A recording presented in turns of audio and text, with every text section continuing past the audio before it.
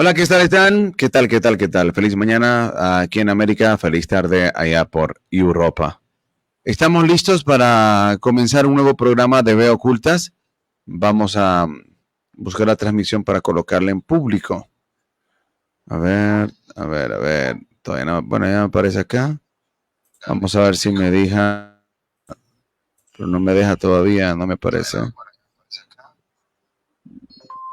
Vamos a ver, es que no me aparece todavía. ¿A ti ya te aparece, Guzmán? Sí. No la puedo poner en público todavía porque no me aparece. Vamos, aparece, que aparezca. O sea, sí me sale la transmisión, pero no en la función. Vamos a ver acá. Puedo hacerlo por acá. A ver.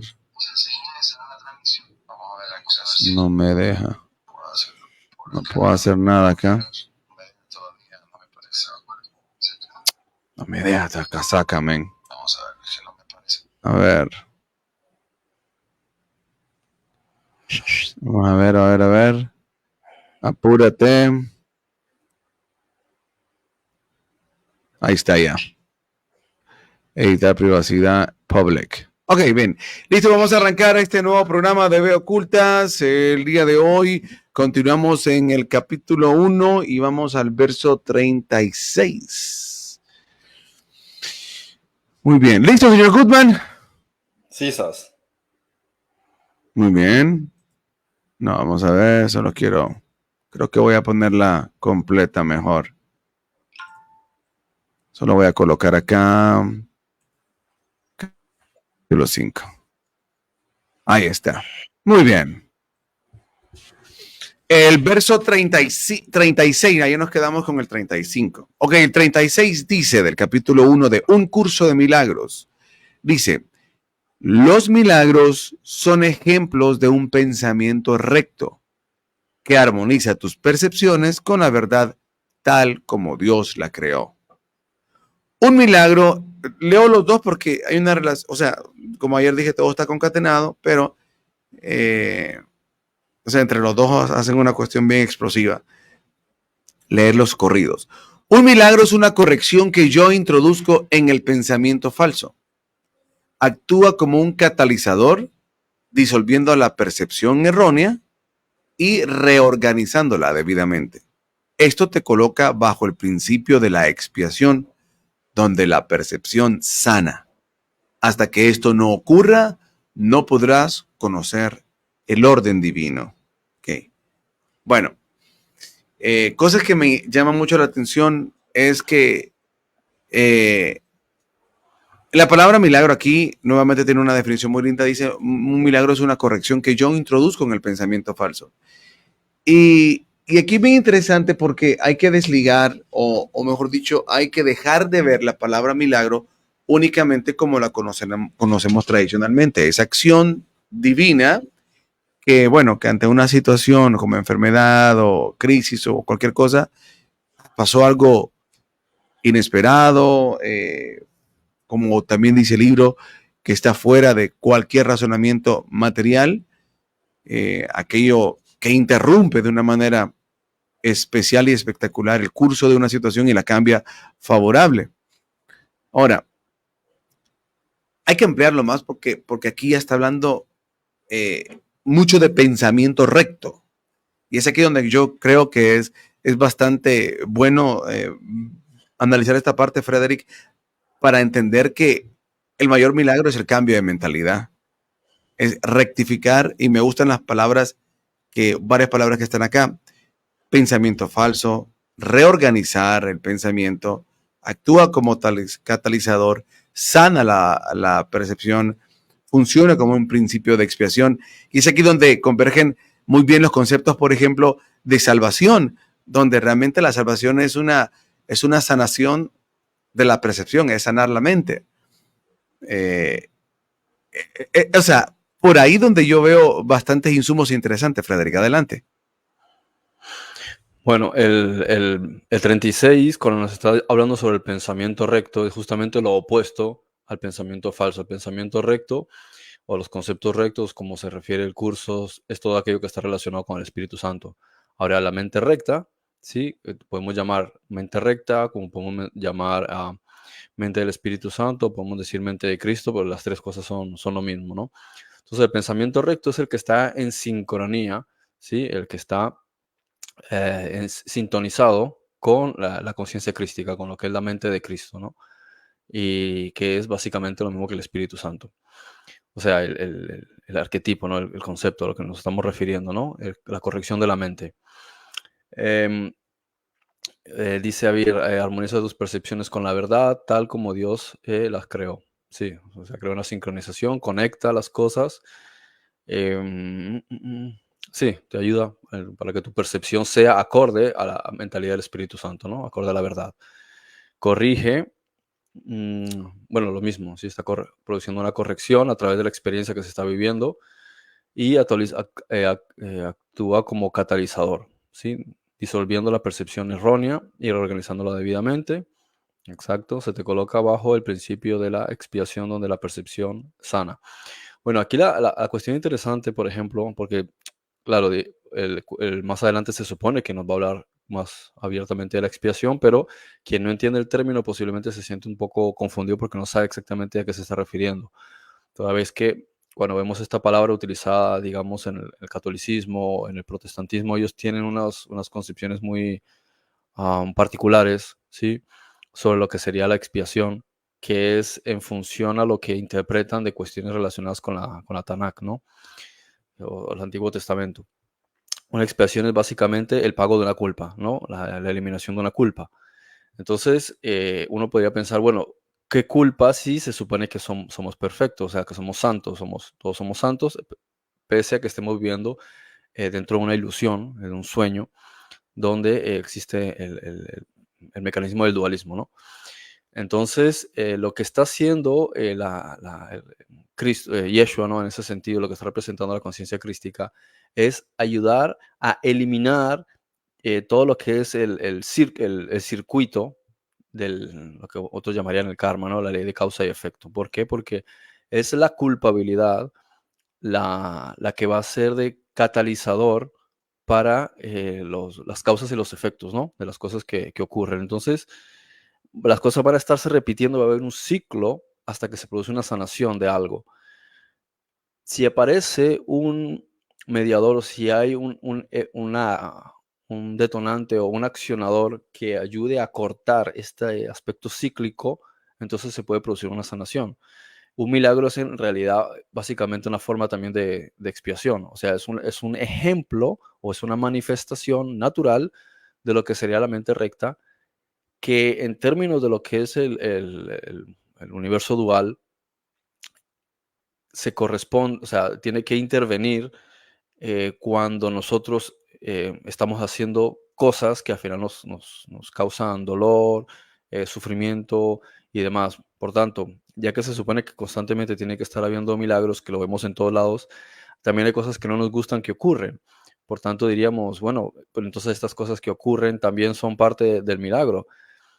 Sí y no. O sea, todo es un milagro, pero nosotros dentro de la ilusión estamos generando permanentemente circunstancias y situaciones. Estas circunstancias y situaciones dimanan, o sea, son el resultado de lo que dimana de nuestros pensamientos, de nuestras emociones, de nuestras palabras y de nuestras acciones. Entonces, nosotros somos los que estamos generando o produciendo todo eso y eso es lo que se nos está devolviendo. Entonces, algunos han llamado a todo esto pecado, otros lo han llamado karma, otros lo llaman transgresión, otros lo llaman... O sea, cada uno tiene una forma diferente de definir estos conceptos, pero en el subconsciente está una creencia de que esto está relacionado con una culpabilidad. O sea, tú has ofendido a un Dios, tú has cometido un pecado, tú has violado la ley de Dios, tú te mereces algo mal porque has hecho mal. O sea, hay un sentimiento de compensación que está dentro de cada uno, ¿no? Entonces hay un sentimiento de culpabilidad. Por tanto, el milagro que hace elimina esa película, ¿no? O sea, esa idea que tenemos y la deja, le quita el poder. O sea, es como el arquetipo de la muerte o el arquetipo de la enfermedad, como en este caso el arquetipo de la culpabilidad. Cuando le quitas el poder que tiene, la magnitud, la realidad que tú le has puesto en la cabeza, entonces de repente ya no tiene ningún significado. De repente el monstruo o el gran demonio que había ahí, de repente se hace chiquitito y dices, esto es lo que me tenía realmente a mí pequeño, eso es lo que me tenía a mí amargado, eso es lo que me tenía a mí destruido.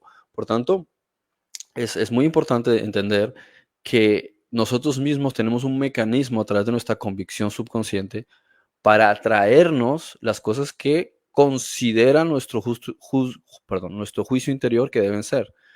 Entonces, este tipo de cosas necesitan también ser sanadas porque es parte del milagro. No sé si me hago entender, ¿no?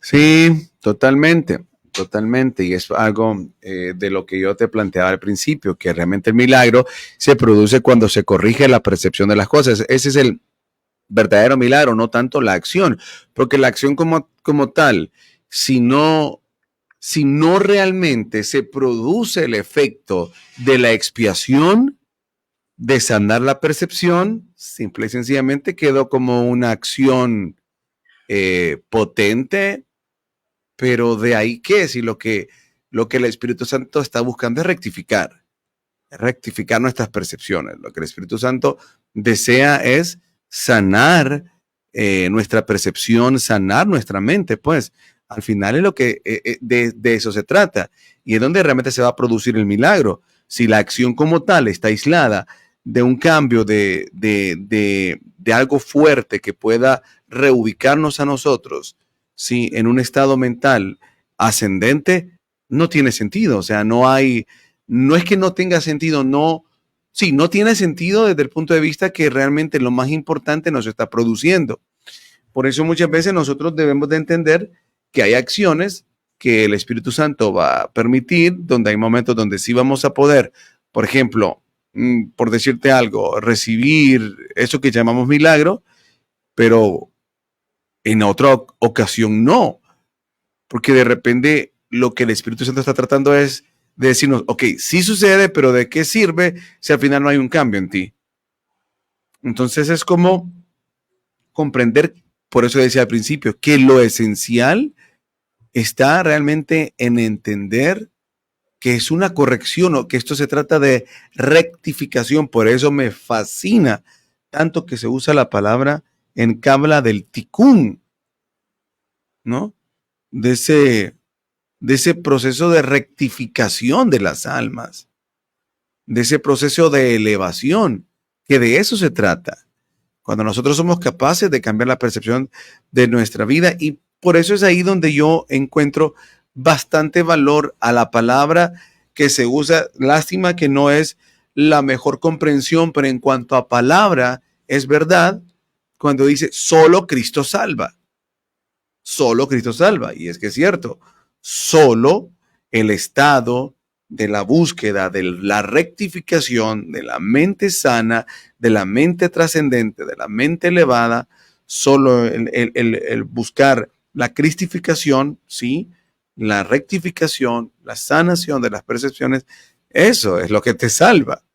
Eso es lo que te coloca bajo ese principio de la expiación. Eso es lo que estabas tratando eso es lo que expusiste, ¿no? Sí, sí, en parte de eso. En parte de eso. Y básicamente, todo esto, este trabajo que se está haciendo de cambio en nuestra mente por medio del milagro, por medio del trabajo de la expiación, es precisamente que empecemos a entender que nada de esto es real y por tanto lo que realmente está funcionando es parte de lo que aquí llama el orden divino. O sea, el, el, el mecanismo real o la ley real, que es la que da lugar a todas las cosas y que es la fuente. Correcto. Sí, eso. Independientemente de que en el nivel de la forma vemos unos mecanismos del videojuego, o sea, el videojuego del universo tiene unas reglas, pero las reglas son del videojuego, es como cuando hablamos en términos legales y hablamos de una ficción jurídica, una persona legal. O sea, es tu documento, son tus números, las letras, una cara, un sello, tal, pero todo eso no eres tú, porque no tiene carne, no tiene hueso, no tiene sangre, no es Creo, real. si me permites, yo creo que, y ahora entiendo mejor, yo creo que es que de repente en lo que yo estoy resumiendo, tú dices, no, creo es que está faltando casar esta parte.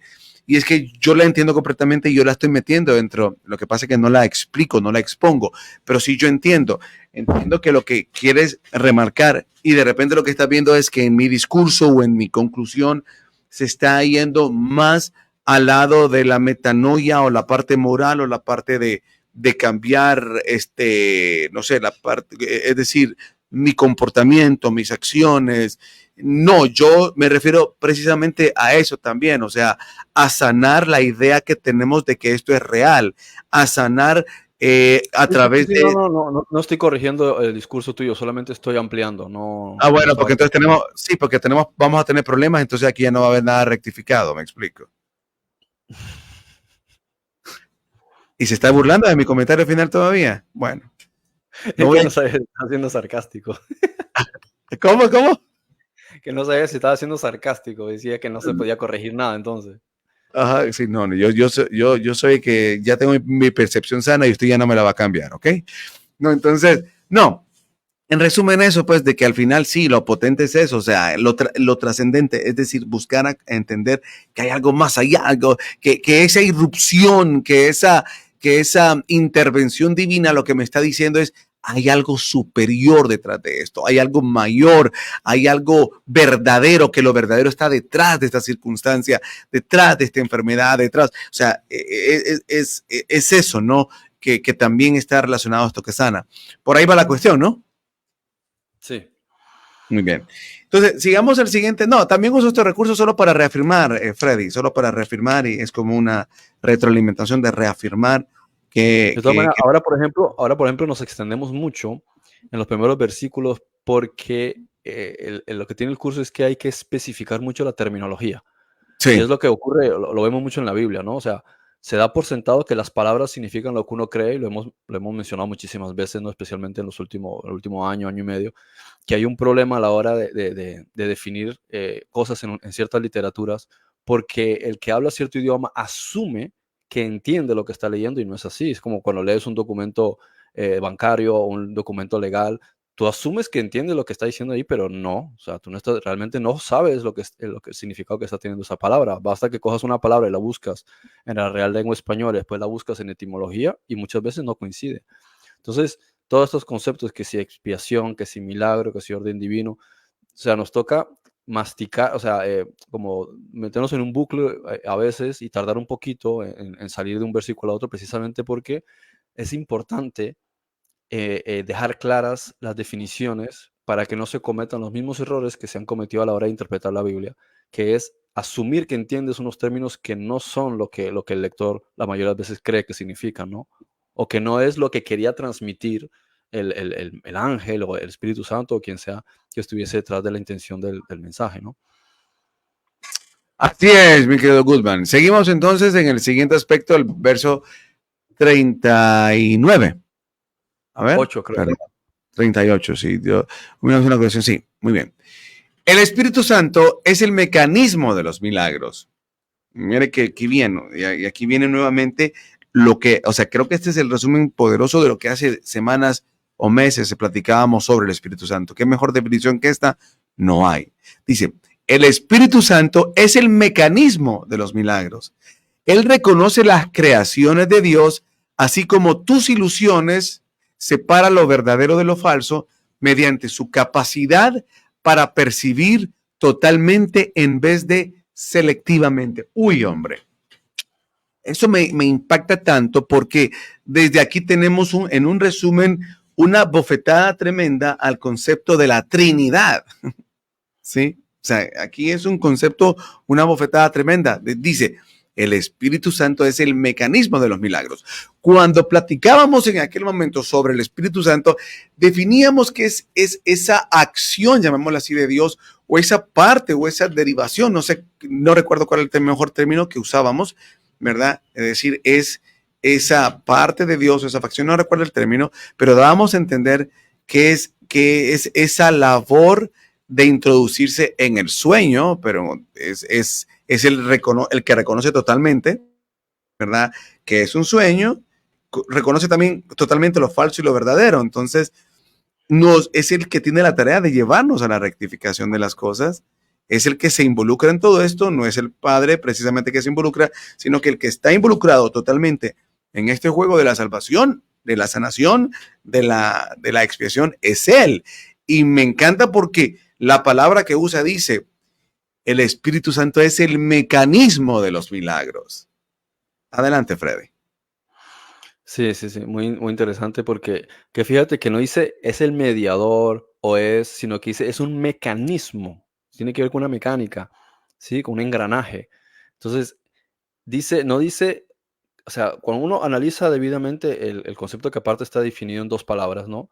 Que es el mecanismo, o sea que el Espíritu Santo en realidad es una mecánica que que se está encargando de corregir la conciencia colectiva. Por eso dice Espíritu Santo, porque o sea, hay dos partes de una cosa, que es espíritu en términos de conciencia, ¿sí? Y santo en el sentido de que está recto, es correcto, ¿no? O sea, no tiene ningún tipo de matiz del ego o de dualidad. Y Eso fíjate, no, te interrumpo un ratito nada más, porque en la asociación de la palabra mecanismo con una de las definiciones de espíritu como fuerza, mira cómo encaja. Fuerza sana, mecanismo. O sea, a través de la fuerza se ejerce, para que algo mecánico pueda producirse, es a través de una fuerza. Entonces, es bien interesante también esa parte de la palabra espíritu como un concepto también de fuerza. Adelante. Pues sí, sí. Interesante. Entonces, es bueno también entender que una de las acepciones que podemos dar al término espíritu en términos de la literatura, valga la redundancia, espiritual, es entenderlo como conciencia, pero conciencia colectiva, como cuando escuchamos que decía, y todos están en un mismo espíritu, ¿no? Es decir, todos están en una misma consonancia, están vibrando en la misma resonancia, ¿no? En la misma, como cuando dice esto, están en la misma onda, ¿no?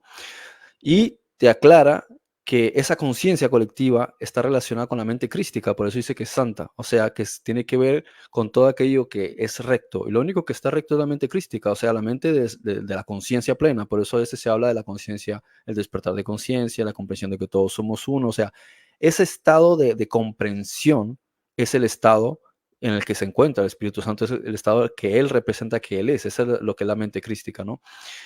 Am, Ahora dice, él reconoce las creaciones de Dios, o sea, del uno, ¿sí? Así como tus ilusiones, o sea, las ideas que tú has creado, porque ilusión, ¿sí? No debemos confundirlo con las expectativas que uno tiene, como dije ayer, sino las creaciones mentales. O sea, una ilusión es una idea mental, ¿sí? De ahí vienen las alucinaciones, ¿no? Entonces, por eso encuentras que en el interior de la palabra está la palabra luz, ¿sí? Ilusión, ¿sí? Porque tú tienes una idea, un chispazo, una idea, y tú piensas, esto es así, esto es así, son todo el universo que observamos, que podemos percibir en cualquier nivel, con máquinas o sin máquinas, eh, vino de un mundo mental, ¿sí? Del mundo de las ideas, como decía Platón, ¿no? Entonces hay una creación mental que da lugar al mundo físico. Y es igual que para construir un edificio hace falta unos planos, tienes que hacer unos croquis, tienes que hacer una maqueta. Entonces, cuando has diseñado eso, lo has diseñado primeramente en el plano mental. Entonces, tiene que haber una idea. Esas son las ilusiones.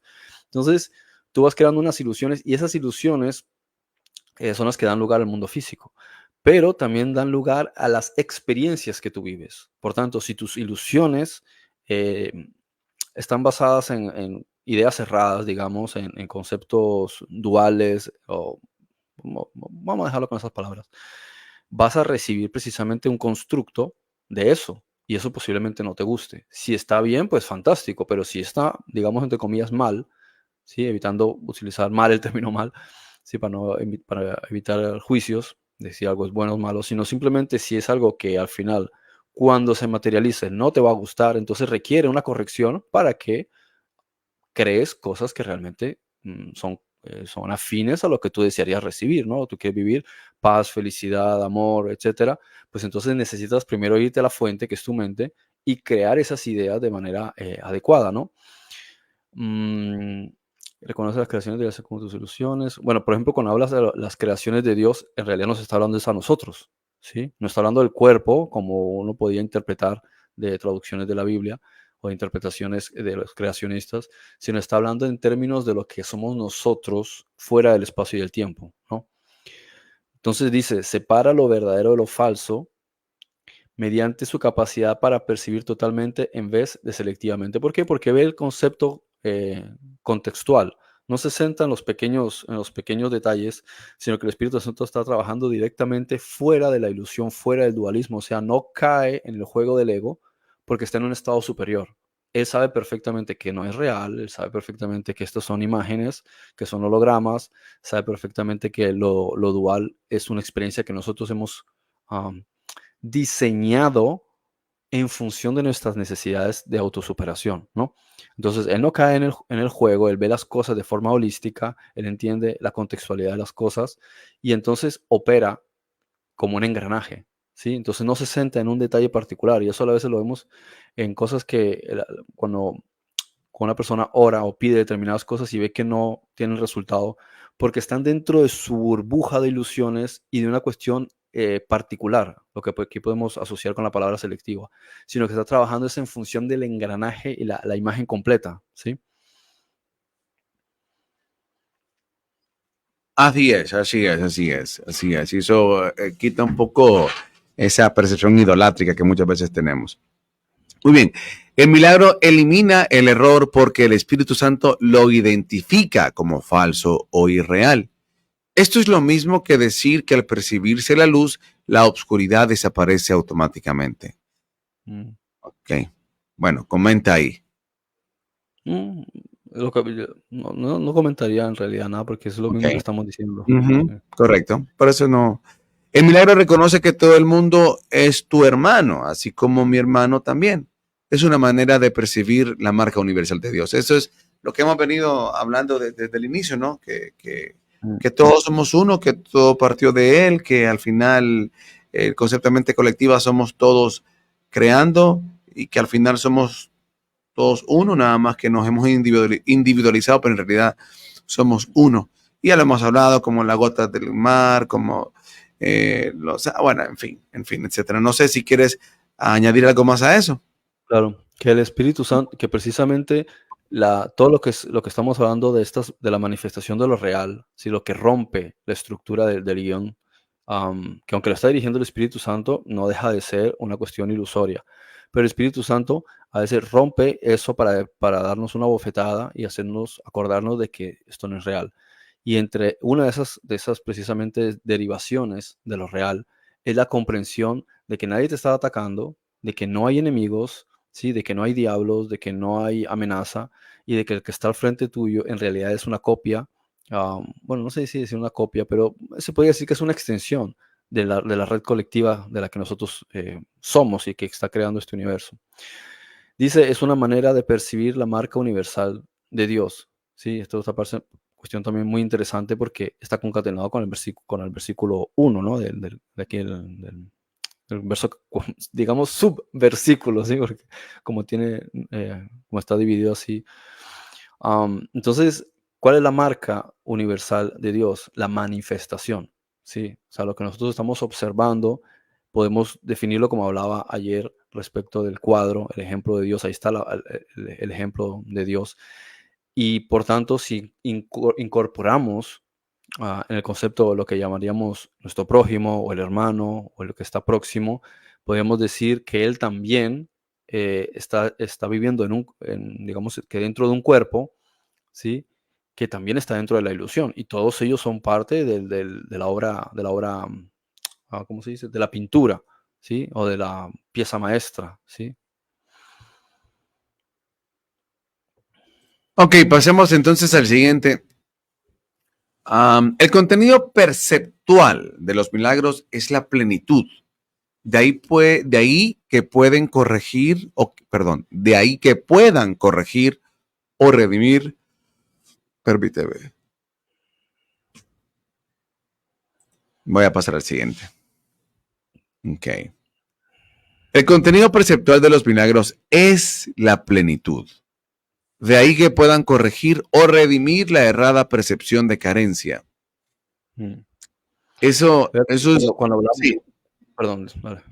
sí. bueno, solo quería decir esto. Es bastante fuerte esto porque se habla de la plenitud en Cristo, ¿no? Y lastimosamente, pues, a veces son conceptos que no son nada digeribles para la mente, porque ¿qué es eso o sea, desde el punto de vista cristiano, cuando ven a Cristo como Jesús, cómo yo soy pleno en Cristo? Cristo vive en mí, pero ¿cómo vive en mí? Pero ¿cómo yo soy pleno en Él? Pero entender, sin embargo, que cuando se habla de esta plenitud, está hablando de la rectificación de las cosas, ¿sí? En este caso de la mente, de las percepciones. Y aquí es donde lo que te decía anteriormente, el contenido perceptual de los milagros es la plenitud, es decir, realmente como quien dice, lo que va a producir el milagro es ese estado crístico, ¿no? Es llevarte a esa mente elevada y en esa mente elevada donde está la plenitud, porque la plenitud es ese estado donde no hay carencia, donde pues estás ubicado, donde estás ubicado, donde no hay escasez, donde hay miedo, donde no hay miedo. Y solo quiero buscar aquí definición de la palabra plenitud para ampliar un poquito más esto. Fíjate que Alguna, cuando hemos visto o analizado la literatura de Yeshua que guardó y estudió, ¿no? La escuela de Valentino, él utilizaba la palabra pleroma, ¿sí? pleroma. Y dice acá, perdón, Plenitud. plenitud, solo digo, plenitud es totalidad. Mira qué interesante. Esa es la plenitud. Totalidad, integridad, ¿sí? O sea, qué interesante. Y creo que por ahí va lo que vas a decir, ¿no? Adelante. Mm, exacto, exacto. Y esa es la cuestión, lo mismo, plenitud o plentum o pleroma, ¿sí? O algo pleno es que está completo, ¿sí? Y después está completo porque es la totalidad, es el todo, lo abarca todas las cosas, ¿no? Sí, y en ese sentido, la plenitud como un concepto de integrador es lo que platicábamos en muchas ocasiones. Y la cuestión el objetivo del Espíritu Santo de corregir las percepciones es de una manera integral, que es lo que muchas veces falta que nosotros podamos comprender. O sea, ayer yo platicaba con alguien y le decía, a mí me encanta, o sea, aprender todo de la vida después de la muerte, de qué está pasando en el planeta, de la geopolítica, de la finanza, de mercadotecnia, de extraterrestres, porque al final, dentro de todo esto, yo tengo una vida humana donde me estoy desarrollando, tengo que desarrollarme, pero en realidad tengo un trabajo interior que hacer en mí, me encanta la parte de psicología. Entonces, ¿por qué expongo esto? Porque cuando yo observo la cuestión plena o integral, es llevarnos cada día a una elevación, a una comprensión cada vez más grande que integre más la totalidad de todo lo que tiene que ver con nuestra vida, nuestro origen, nuestro desarrollo en el planeta, nuestro propósito acá, hacia dónde nos lleva, lo que hay más allá, las fuerzas que intervienen, la realidad geopolítica, la realidad del espacio. O sea, y parece mentira, pero toda esa cuestión que te va dando una comprensión, una cimentación en la vida que te hace entonces entender mejor los pasos que estás dando, la razón por qué, para qué, o sea, pero es a través de una comprensión integral, es a través de una comprensión, ¿cómo se llama? Que busque la totalidad de todo lo que sos. Por ahí yo lo observo también, Freddy. Mm, sí, interesante.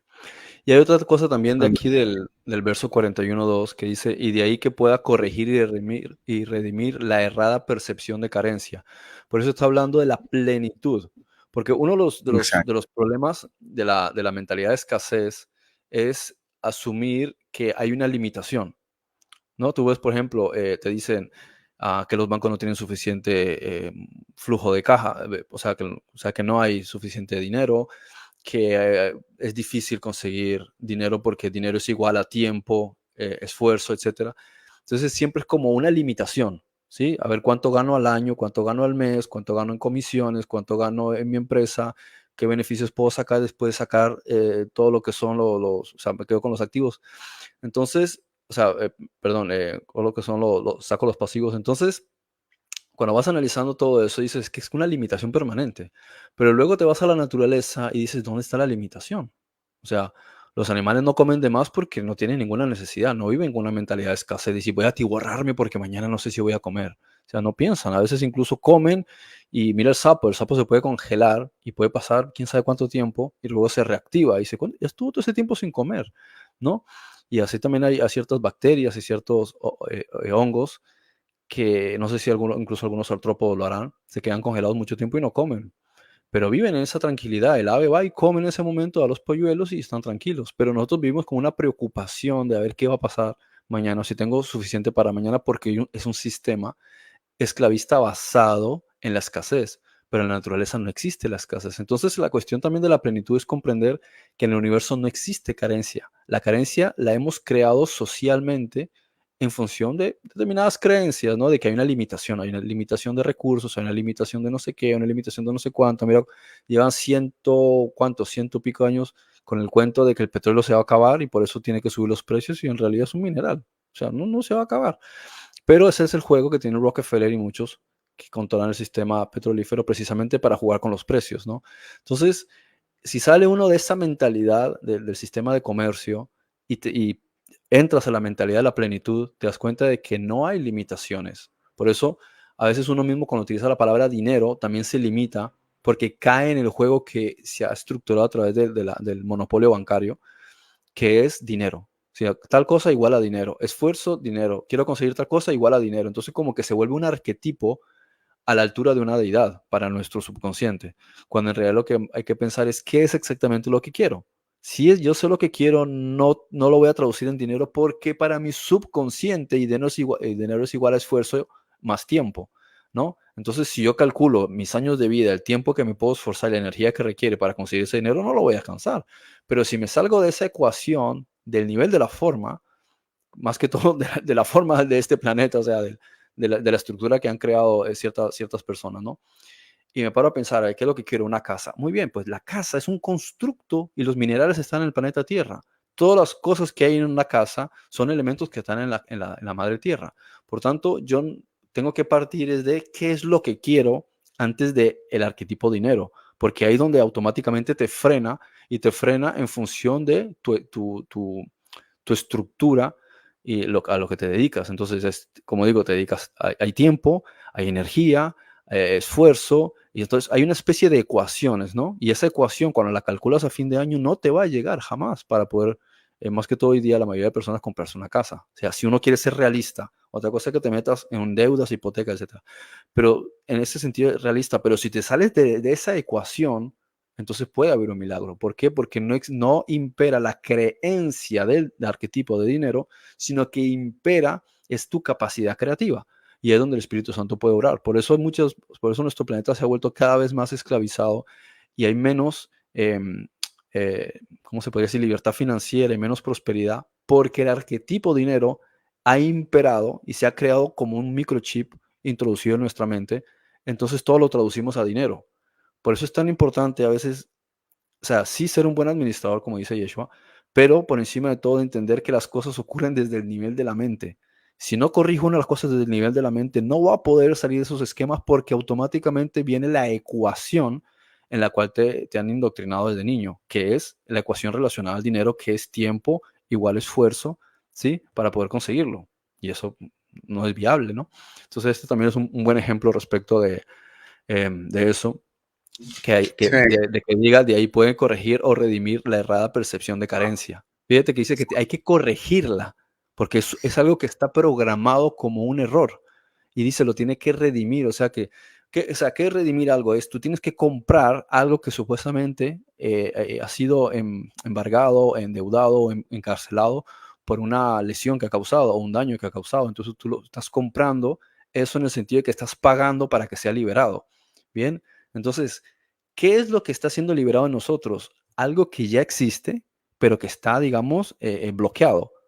Entonces, como está bloqueado, está encarcelado dentro de nuestro subconsciente, o digamos en nuestro inconsciente, el saber que hay plenitud y que todo es de todos, o sea, que no hay carencia, tiene que entrar el milagro para poder arrebatar, por así decirlo, pero no en el sentido mal, digamos que compra, ¿sí? Si queremos hablar en nuestros términos. Entonces, lo que hace es salvar la idea real y ponerla, o sea, para que sea preponderante. y de esa manera elimina esa creencia que tenemos de la carencia, de que no puedo, no alcanzo, no me llega, y que siempre decimos no me alcanza el dinero, no tengo flujo de caja, no tengo solvencia, etc. Entonces, esas mismas palabras son una programación, lógico, que también la han creado los mismos individuos de siempre a través del sistema de ley marítima, ¿no? Pero a lo que voy es esto, también uno puede reprogramar la mente dando, o sea, permitiendo que esté la virtud, ¿sí? De la conciencia de plenitud en nosotros, ¿sí? Eso también lo podemos reprogramar a través de esto y ahí podemos ver entonces los milagros. Ahí puedes decir que se desbloquean cosas que hasta el momento no se podían hacer. Y como decía antes, muchas veces toca es cambiar el lenguaje porque el lenguaje mismo nos está afectando como un hechizo, ¿sí? Decimos, no tengo fluidez, no tengo tal, no alcancé el dinero, cuando en realidad son arquetipos, o sea, son palabras que nosotros les hemos convertido en estigmas. Entonces a veces tenemos que cambiar el vocabulario, las expresiones para poder que el milagro se pueda producir porque de otra manera hay un bloqueo mental. Sí, nosotros Yo- mismos nos estamos bloqueando a través de hechizos que tienen las sí, palabras. no, yo te voy a decir algo, este camino no es sencillo. Este camino no es sencillo porque realmente esta cuestión de la rectificación tiene demasiadas aristas y demasiados campos de trabajo para la mente en desarrollar. Hay que ser tan curioso y tan buscador porque tienes que aprender a integrarlo todo. Como tú dices, la programación que tenemos está en todas las cosas. Sí, solo es ese concepto. Imagínate todo lo que uno se tiene que meter para poder cada vez más en poder encontrar plenitud en las cosas. Sí, conocimiento sobre finanzas, manejo de las finanzas, la realidad del dinero, el poder de crear el dinero, ¿cómo se llama? El poder de la atracción, que los gobiernos ocultan, que los extraterrestres, que ¿cómo se llama? Que conocerte psicológicamente, que tus miedos, o sea, es un trabajo inmenso, o sea, de verdad, solo cuando entiendes la inmensidad de lo que contiene el hecho de poder buscar cada vez más la plenitud en entender los principios de qué es la felicidad, qué es lo que tu vida pasada, que los traumas que tienes que hacerla de psicólogo, de administrador, Dios mío, o sea, realmente perdón, pero una vida de un camino espiritual no es una cuestión únicamente, no, o sea, no es una cuestión muy escueta, o sea, si la quieres realmente, te lleva un trabajo, te exige, es una alta exigencia en tu vida de búsqueda, porque eso es lo que va a ir eliminando realmente eh, y todas las acciones de meditación, oración, o sea, el ejercicio es un trabajo fuerte, Frederick. Esto no es nada que te digo yo, pan comido. Mm. Por eso dice el apóstol Juan y también Pablo, dicen, aún no se ha manifestado lo que hemos de ser, pero no está diciendo porque no lo seamos, sino porque todavía no hemos llegado a esa activación. Es como tú tienes todo un potencial interno, pero no lo sabes. Es como un diamante en bruto, ¿no? Entonces, el diamante en bruto está ahí, pero para que realmente puedas reconocer el potencial que tiene el diamante, tiene que venir una maquinaria especial, ¿sí? Y hacer una serie de cortes a una velocidad determinada, con una precisión determinada y dando unos ángulos determinados. Cuantos más cortes tiene, más laterales tiene el diamante, es más costoso, ¿no? Y también se analiza su pureza. Entonces, el potencial está ahí, pero si tú lo ves a simple vista, parece un pedazo de vidrio, ¿sí? Sucio. Pero cuando lo vas cortando, ¿sí? Que hace falta una maquinaria especializada, que son las experiencias que vivimos, ahí es cuando el diamante empieza a tener calidad. Pero no va a tener tanta calidad si tiene, ponle los cortes básicos, 5, ¿sí? Laterales. Si llega a tener 28 o más, porque es mucho más difícil, porque cada corte está hecho matemática y milimétricamente, es una ecuación, tienes que saber de geometría para poder cortar debidamente un diamante. Entonces, todo esto, ¿quién lo está dirigiendo? El Espíritu Santo es el que está cortando, pero si dijésemos que el diamante tiene sentimientos, tiene sistema nervioso, le dolería cada vez que se hace un corte, pero ahí es donde se va descubriendo que realmente es ese potencial. Cuando se mira al espejo, ahí sabrá, mira lo que realmente siempre estuvo ahí, ¿no? Entonces, por eso es por lo que, como dices, la vida, en realidad, cuando tú quieres evolucionar, requiere una cantidad de cortes, y esos cortes es la autodisciplina, es el trabajo autodidacta de construirse uno a sí mismo y ser la mejor versión de uno mismo, ¿no? Y bueno, ahí está el trabajo extraordinario de superación. Y eso es lo que nos acorta, lo que produce también milagro, que nos acorta un montón de encarnaciones. Porque si uno no se esfuerza a sí mismo por hacerlo como si fuese un deportista que es su propio entrenador, al final pues la vida, por así decirlo, entre comillas, lo hace de otra manera, pero mucho más largo. Entonces, uno es el que también puede elegir. ¿Quieres 20 vidas para poder aprender algo que podías aprender en 30 años de esfuerzo? Pues eso ya depende de cada uno. Así, vamos al siguiente entonces.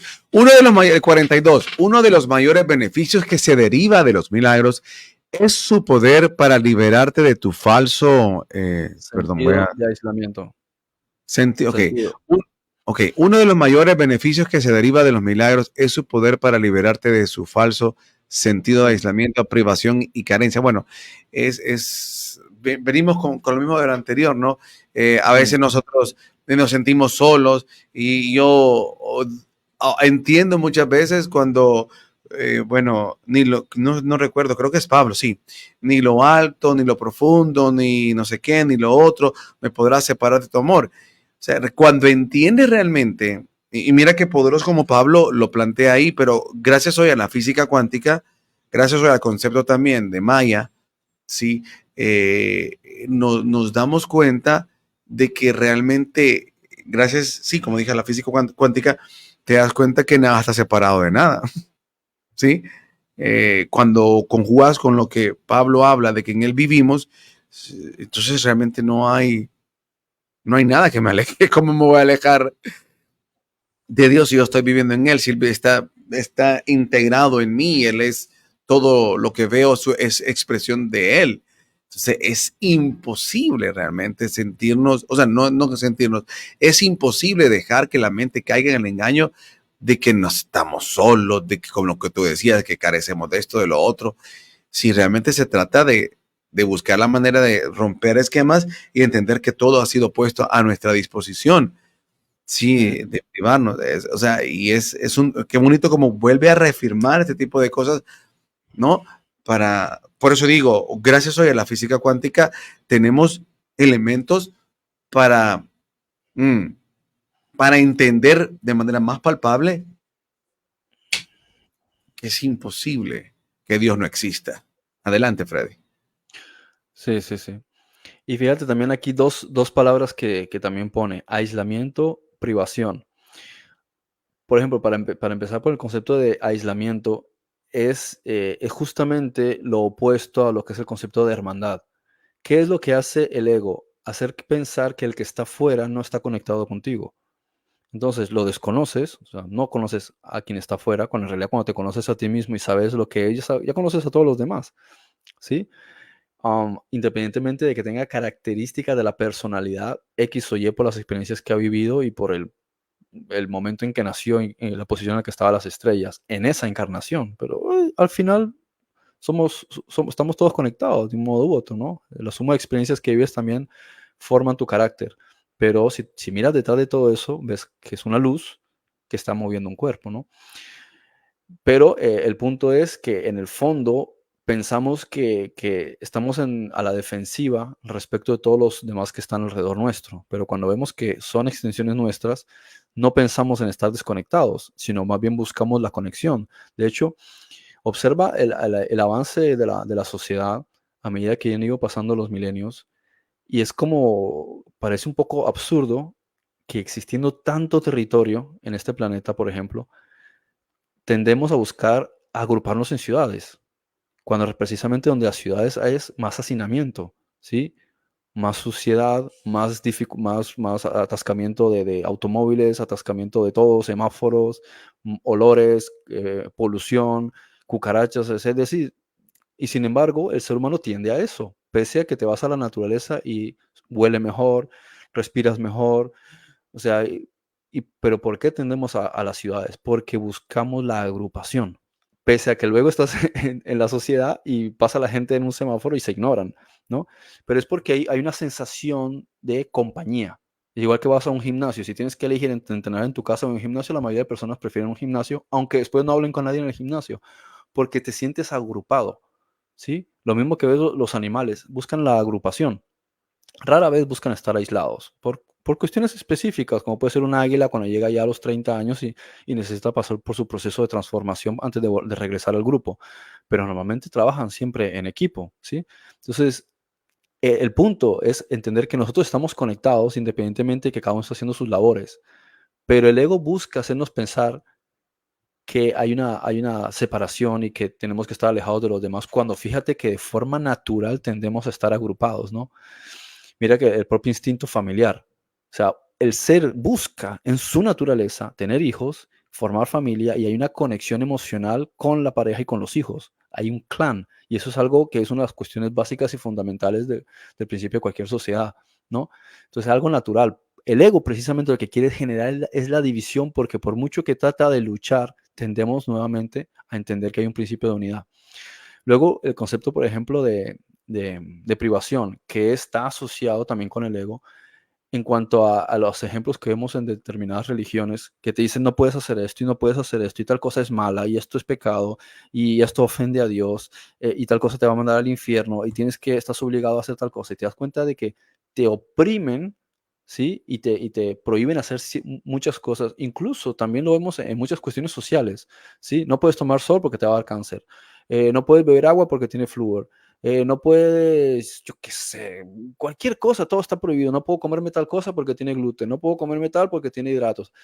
Es decir, es como la exageración, ¿no? O ya la privación, Pablo mismo decía, prohibirán hasta comer alimentos que ya están bendecidos, ¿no? No quiere decir que uno descuide una disciplina, pero ya es como que se sataniza todo. Ahora, comer carne entonces ya es satánico. Yo no como carne, pero es que no significa que no puedas comer carne, porque tampoco la carne es real, ¿sí? Entonces, o sea, ese concepto de que no puedo y no puedo y no puedo, entonces incluso te privas, por ejemplo, de la casa que quisieras, te privas del carro que quisieras, te privas de vivir en el país que quisieras, te privas de tener la pareja que quisieras, te privas de pasar tiempo con tus hijos. ¿Por qué? Porque no da tiempo el trabajo, etcétera, etcétera. Entonces ahí es una cuestión de que para conseguir la felicidad tengo que privarme de X y Y cosa cuando a lo mejor no necesariamente es así. A lo mejor como un deportista simplemente se priva a lo mejor de alcohol, de dormir mal, o sea, se priva de ciertas cosas porque quiere conseguir una meta.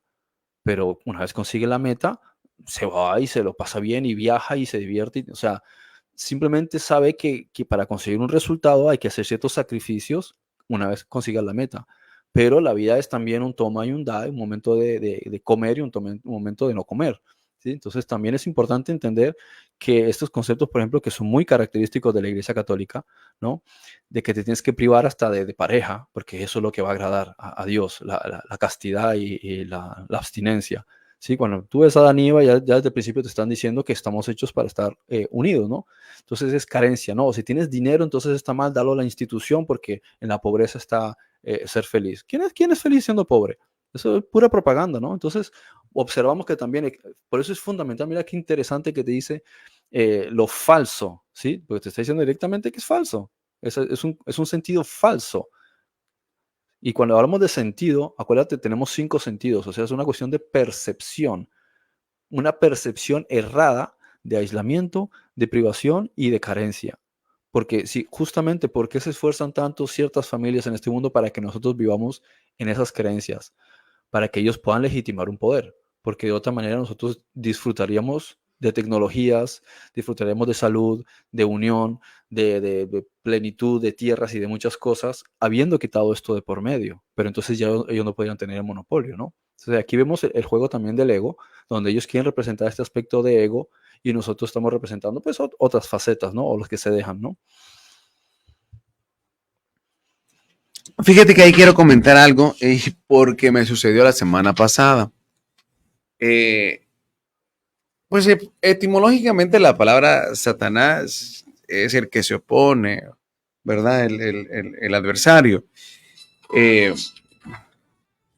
y, ¿cómo se llama? Lo que yo quería comentar es que en realidad yo le decía a alguien hablando sobre los Juegos Olímpicos, con esto vamos a cerrar el programa de hoy, hablando sobre los Juegos Olímpicos y la representación que muchos pues criticaron sobre, dicen ellos que no, ¿verdad? Pero supuestamente o haciendo una mofa a la obra de Da Vinci, La Última Cena. Eh, pues alguien decía, pero ¿por qué dicen que eso es satánico? Pues yo le ponía que tiene de sano estar promoviendo a una persona obesa, ¿cómo se llama? E imágenes que lo único que están transmitiendo el mensaje es la depravación, o mejor dicho, el fomentar los excesos, porque eso es lo que estaban representando, todos los excesos, ¿no? ¿Qué de sano tiene? Que lo que se quiera dar a la gente es una idea de excesos. Eso no es sano. Y eso es satánico, porque se opone a lo sano. O sea, pero yo no tratando de usar el concepto satánico desde el punto de vista tradicional o mitológico, sino diéndome al concepto etimológico solo para jugar un poco con la mentalidad de la persona, ¿no?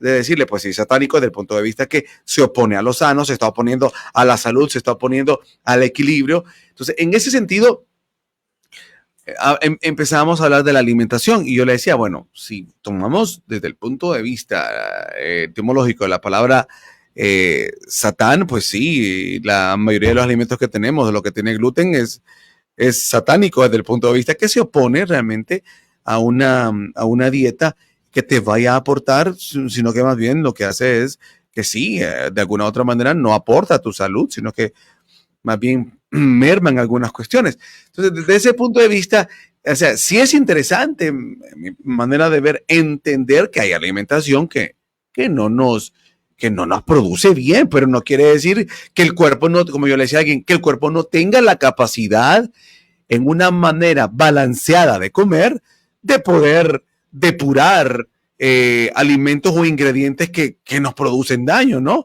Que no producen beneficio más que todo al cuerpo, que no son sanos, pues que no te van a aportar. Pero el cuerpo, en una dieta balanceada, lo que tú decías, no quiere decir que nos vamos a privar de todas esas cosas, sino que ser conscientes que hay una medida para comer de ciertas cosas, que hay medidas que yo debo de aportar más a mi cuerpo, cosas sanas, sí, que cosas que no son sanas, pero tengo que saber y entender. Entonces, quería hacer ese aporte también porque desde ese punto de vista, no es satanizar las cosas desde el punto de vista religioso, pero sí usamos el buen concepto, por decirlo de alguna manera, de lo satánico desde una oposición a lo sano, pues sí, hay que ser consciente de que hay cosas que no son sanas, de que hay cosas que no aportan en la alimentación, pero no quiere decir que nos vamos a privar porque, como repito, el cuerpo está diseñado para naturalmente depurar de algunas cosas, pero cuando se sobrecarga el cuerpo de eso, pues obviamente es donde vienen los problemas. ¿Qué opina usted, don Frederick, de este análisis? Que precisamente todas las cosas son ejemplo de lo que está en el nivel de la mente. El otro día había un meme de Avengers donde una chica decía, ¿por qué una hamburguesa es mala, pero si después me como las cosas de la hamburguesa por separado no es malo? Dice, no es justo. Y la cuestión es, por ejemplo, veamos desde el punto de vista biológico para entender luego la parte de la mente, ¿no? Tiene carne, tiene ciertas salsas, tiene pan, tiene ciertas verduras, ¿no? Y tiene queso. Cuando tú analizas cada una de estas cosas por aparte, tienen un componente. Por ejemplo, un pedazo de carne real no es lo mismo que te van a vender en Burger King o en McDonald's. No es carne real. De hecho, ni siquiera los animales se las comen a veces, se las ponen y no se las quieren comer. ¿Por qué? Porque ellos huelen y distinguen que eso no es real. Sí, aquí hay unas cosas extrañas que no son de la naturaleza. La lechuga, pues no sé, yo trabajé algún tiempo en Burger King y en McDonald's, pero no conozco de dónde procedían las cosas, pero sí cogía la carne y pues, parecía un pedazo de plástico, ¿no? Ni siquiera yo quería comerme eso. Pero luego las salsas, las cosas que les ponen. Si uno coge un poquito de eso, dentro de una alimentación sana, prácticamente es que el cuerpo, como dices tú, ni lo nota, lo depura, lo limpia. Pero cuando comes todo eso combinado, hay un proceso en que perdón, bueno, el hígado, los riñones, todos esos tienen que llevar un proceso de depuración y de limpieza de las cosas. Si tú lo saturas todo de golpe, a él le va a resultar difícil asimilarlo todo. Y luego entonces vas a necesitar por lo menos 2 horas para que el cuerpo consiga depurar todo eso. Si lo haces de vez en cuando, pues vale, no hay problema. El problema es que luego te vas y te pasó otra cosa, no han pasado 2 horas y otra. Entonces el cuerpo no tiene capacidad, o sea, no le da tiempo a depurar todo eso. Y aparte tampoco haces actividad física de manera que el proceso metabólico es lento. Entonces, no es cuestión de satanizar, sino sencillamente que el cuerpo lo hemos diseñado, si se ha diseñado para un proceso de cosas en una medida adecuada, lo puede aguantar. Un pedazo de queso, de este queso, de otro queso, tenga más o menos grasa, lo vas a procesar. Pero si te atiborras a derivados lácteos, vas a saturar el sistema linfático y eso después no te extraña que te produzca alergias o te la pases moqueando. Y si mezclas lácteos con carne, luego es difícil a la hora de la digestión porque no son compatibles. Pero entonces aquí es también, ahora veámoslo desde el punto de vista de la mente. Cada cosa en la alimentación también tiene un arquetipo mental, también está representando un concepto que representa el pan, que representa la carne. Lo mismo nos está diciendo. Y mira que el apóstol Pablo habla del alimento sólido y del alimento de leche, ¿no? Pero aquí estamos hablando de la combinación de cosas que son elementos diferentes. Por eso incluso en la ley de Moisés te decía, no comerás carne junto con la leche. ¿Por qué te está diciendo eso?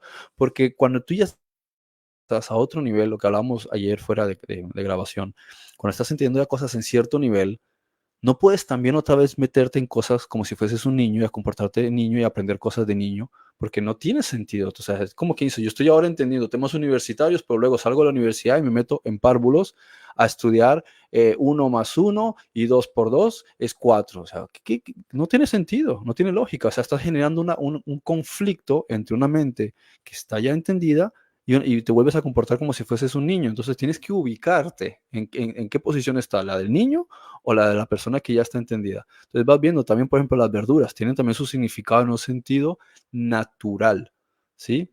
Una cosa que se ha procesado, que se ha quemado, una cuestión que se ha fermentado, o sea, todo eso tiene un significado, pero cuando coges y todo eso de golpe te lo tragas, es como la persona que va a redes sociales, empieza y que coge cosas de terraplanismo y coge cosas de reptilianos y coge cosas de Illuminati, coge cosas de la Biblia y todo mezclado y es una locura y al final dices, pero ¿qué es lo que me estás queriendo decir? Porque no te entiendo nada, es una locura de cosas, ubícate, o sea, séntate, vamos por partes. ¿De qué me quieres hablar exactamente? Hablemos por temas separados, ¿sí? Vamos a abordar una cosa, vamos a abordar lo mismo es con la alimentación, por eso en la antigüedad uno observa la alimentación que ellos tenían y si salían de 5 cosas era mucho. O sea, era un plato de lentejas y pare de contar, ¿sí? O tenían un pedazo de pan y pescado y ya está. O sea, no era pescado y carne y no sé qué, y una lechuga y un pedazo de pan y un montón de cosas ahí. Fíjate, ¿quiénes hacían eso? Los que tenían mucho más capital, que abusaban y se ponían unos baquetes gigantescos, pero después los veías con problemas de salud y obesidad. ¿Por qué? Porque exageraban. Mientras que precisamente aquellos que no exageraban tenían una buena salud, se limitaban a comerse un plato de lentejas. Y eso es lo que a veces ha pasado también. Asumimos que por más mezcla, como suele decir el refrán, a veces más es menos. A veces simplemente con coger pocos elementos y mezclados de la manera adecuada es mejor que poner un montón de cosas que aunque separadas son buenas, pero cuando las metes todas de golpe, el hígado no te aguanta. ¿Sí? Entonces son cosas, pues también de entenderlas en el ámbito de la mente, que también tiene que ver incluso con el procesamiento de la información. ¿Te gusta aprender cosas? Ok, pero es que hay gente que quiere aprender de esto y del otro y todo de golpe, y al final su cabeza es una mezcla de cosas. Y hablas con ellos y parece que estuviesen locos, porque mezclan de esto y de lo otro, y dices, pero ¿de qué me estás hablando con exactitud? Ubícate. Entonces, céntrate en una cosa, hazla bien, apréndela debidamente y vas aprendiendo de lo otro, pero cuando lo mezclas todo de manera caótica y de manera inadecuada, al final parece que hubieses perdido un tornillo, ¿no? Así es, mi querido Goodman. Bueno, nos vamos entonces, vamos a cerrar el programa de hoy hasta este verso, nos quedamos en el verso... Al 43 ya iríamos. Vamos al 43, correcto, vamos al 43. Bien, gracias por acompañarnos, esto fue Veo Ocultas, espero que haya disfrutado el programa de hoy, haya sido de edificación para su vida. Nosotros venimos hasta el próximo lunes y martes. Bendiciones, chao. Gracias, Goodman. Bueno. Ve Ocultas.